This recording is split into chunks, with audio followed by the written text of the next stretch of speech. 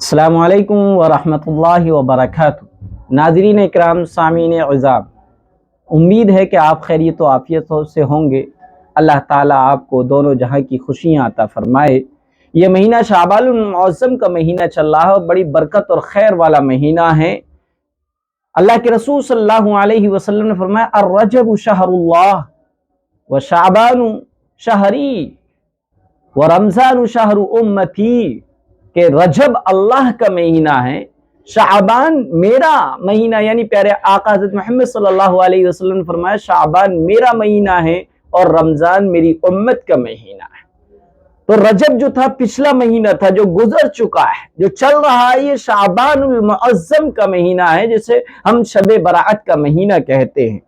یہ شب برأت اور شعبان المعظم کا مہینہ، اس کی نسبت پیارے آقا حضرت محمد صلی اللہ علیہ وسلم نے اپنی طرف فرمائی اور کہا یہ میرا مہینہ ہے، اور آنے والا رمضان کا مہینہ جس کو انشاءاللہ ہم سب جو اس سے مستفید ہوں گے، وہ امت کا مہینہ بتایا گیا۔ لیکن اس مہینے میں کچھ کام ایسے ہیں جن کے بارے میں ایک ایمان والا، کلمہ لا الہ الا اللہ محمد رسول اللہ پڑھنے والا، اپنی جہالت کی وجہ سے، اپنی نادانی کی وجہ سے، سنی سنائی باتوں پر یقین کر لینے اور اس کو ایمان اور دین کا حصہ سمجھ لینے کی وجہ سے چند چیزیں ایسی ہیں جن کو وہ سمجھ بیٹھا ہے، حالانکہ شریعت میں اس کا کوئی واسطہ نہیں اور کوئی حصہ نہیں اور کوئی اصل نہیں ہے۔ چنانچہ شریعت میں کیا ہے یہ بتایا گیا کہ کوئی چیز اپنی ذات میں نہ انسان کے لیے نافع ہے اور نہ ہی کوئی چیز اپنی ذات میں انسان کے لیے نقصان دہ، بلکہ نفع اور نقصان کے مالک اللہ کی ذات ہے۔ وہ چاہتا ہے تو نفع ہوتا ہے، وہ چاہتا ہے تو نقصان ہوتا ہے، وہ نہ چاہے تو نہ نفع ہوگا نہ نقصان ہوگا۔ تو بہرحال شعبان المعظم کے مہینے سے متعلق عوام کا، بے دین اور دین سے ناواقف لوگوں کا یہ ماننا ہے کہ شعبان المعظم کے مہینے میں شادی بیاہ نہیں کرنا چاہیے، کیونکہ یہ اس مہینے میں اگر بیاہ شادی کر لی جائے تو یہ بہت برا ہوتا ہے، نحوست ہوتا ہے۔ کہاں ہم جا رہے ہیں؟ شعبان کا مہینہ تو بڑی برکت والا، خیر والا مہینہ ہے۔ اس میں تو اللہ بجٹ پاس کرتا ہے، اس میں تو زندگیوں کے فیصلے ہوتے ہیں، کس کو مرنا ہوتا ہے ان کے پرچے کاٹے جاتے ہیں، اس میں تو بندوں کے رزق بڑھائے جاتے ہیں۔ یہ مہینہ اتنا منحوس نہیں ہے جتنا ہم نے سمجھ لیا ہے، بلکہ اس مہینے کی برکت کو بتایا گیا، اس مہینے میں جو ہے اس کی افضلیت کو بتایا گیا، لیکن ہم نے سمجھ رکھا ہے کہ اس مہینے میں شادی بیاہ نہیں کرنا چاہیے۔ بالکل غلط ہے۔ اور تو ہمارا یہ مزاج جو بنا ہے وہ ہندوستان میں برادران وطن کے ساتھ رہتے رہتے بن گیا، کیونکہ برادران وطن اپنے دھرم گروؤں سے، پنڈتوں سے مہورت نکلواتے ہیں، جنم کنڈلیاں نکلواتے ہیں، اور ان کے پنڈت یہ بتاتے تمہارا مہورت نہیں ہے، اس تاریخ میں نکلے گا، اس میں تم شادی کرنا، اس میں وواہ کرنا، یا تمہاری جنم کنڈلی اس کام کی اجازت نہیں دیتی، یا تمہاری جنم کنڈلی میں یہ دن یہ مہینہ بڑا منحوس ہے۔ یہ غیروں کی چیزوں کو ہم نے لے لیا۔ دوسری چیز، اس مہینے میں سفر کرنے کو منحوس سمجھا جاتا ہے، حالانکہ یہ مہینہ بڑا برکت والا ہے، اور دیکھا یہ گیا کہ اس مہینے میں زیادہ تر سفر جو ہے علماء کرتے ہیں، محدثین کرتے ہیں، مفتیان اکرام کرتے ہیں، حفاظ اکرام کرتے ہیں، کیونکہ بہت سے حافظوں کو کئی دوسری جگہ قرآن کریم سنانا ہوتا ہے، وہ سفر کر کے وہاں جاتے ہیں۔ بہت سے مدرسے کے ذمہ داران، مدرسوں کے سفیر، چندہ کرنے والے، مدرسے کی امداد کے لیے لوگوں سے صدقات اور زکوٰۃ کو وصول کرنے کے لیے سفر کرتے ہیں۔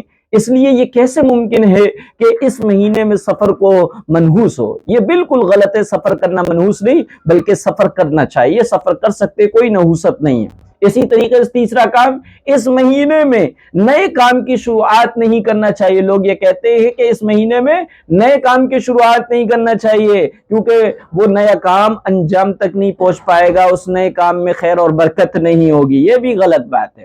اسی طریقے سے چوتھی چیز، اس مہینے سے متعلق یہ سمجھا جاتا ہے کہ اس مہینے میں گھر کی صفائی، جالے وغیرہ نہیں اٹھانا چاہیے، کیونکہ یہ غلط ہوتا ہے، بے برکتی آ جاتی ہے۔